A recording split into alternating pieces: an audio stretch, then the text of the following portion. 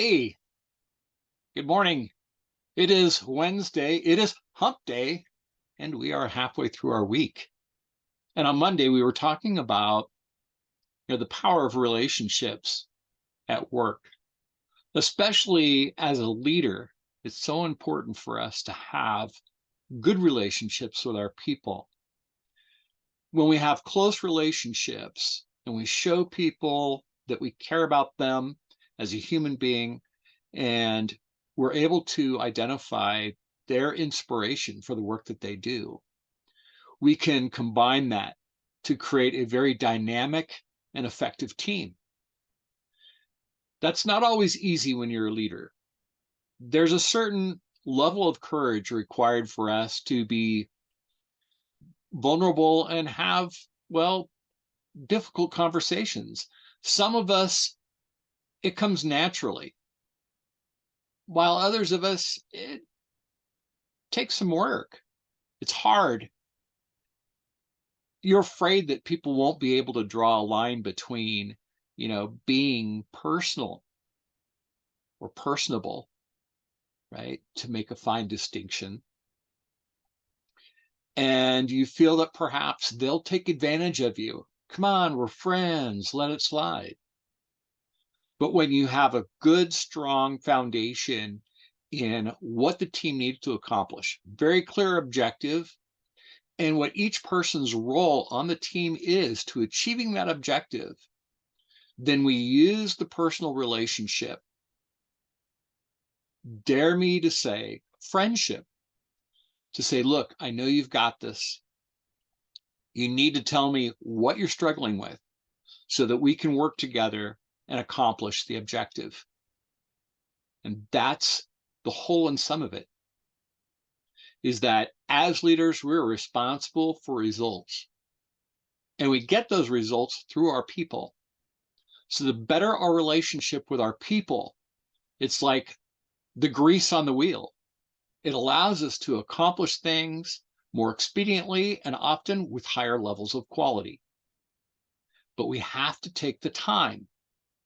Remember, my old mentor, Stephen Covey, used to say, with people, fast is slow and slow is fast. Now, what did he mean by that? When we try to accomplish things quickly, we often ignore a relationship. We don't take the time to see where people are at and show them that we support them, that we have their back. And when we do that, that instills confidence in our people. How many times has a leader instilled in you the confidence? They believed in you, even when you didn't believe in yourself. And that belief, that dynamic alone was enough for you to put yourself out there, to put your best work in, to try and accomplish. That dynamic is so important as leaders, but we get so caught up in the day-to-day. We get so caught up in the paperwork and the process and the metrics that we fail to remember that it's people who get us our metrics, right? One causes the other. Now, I'm not talking about a manipulation. I'm not talking about to pretending to care in order to get to the objective. People have a tendency to be able to see through that thin veil, that fake facade. We have to be true leaders. We have to be honest and sincere, especially when it's difficult to do so. That's when it becomes the most important. So taking the time with your people, learn about them as a human being, understand them. In previous episodes, I shared a temperament profile that gives you an idea of whether someone's an extrovert or an introvert, or if someone is a thinker versus a feeler. We have to approach those people in a different way, taking into account as to where they are, right? This kind of underlines the saying of meeting people where they are. And it is an art form, but there is a science to it. And we need to practice as leaders. That's our load to carry. If we're not involved, and we shouldn't be necessarily, directly in how the work gets done, we should allow our people to control that, as long as they can commit to the delivery date. Our job is to learn about our people and work with them in ways that works for them, so that we can all win as a team. So gather up that courage this week and spend some time simply observing your people with the intent to better understand them as a worker and as a human being. And you know what? An occasional thank you card goes a long way. You know, one of the biggest complaints that employees have these days is they're underappreciated. That should never happen under good leadership.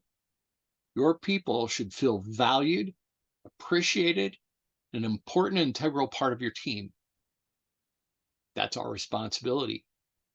So with that in mind, I want you to think about that, and I want you to do something with it. Again, like I said on Monday Morning Cup of Joe, you have an assignment and you need to accept it. What will you do this week and every week to ensure that you have a closer, better, and stronger relationship with your people, and that they understand that you value and appreciate their contribution on a regular basis? Not so easy, is it? But I know that you are brave enough and you have the courage to make that happen.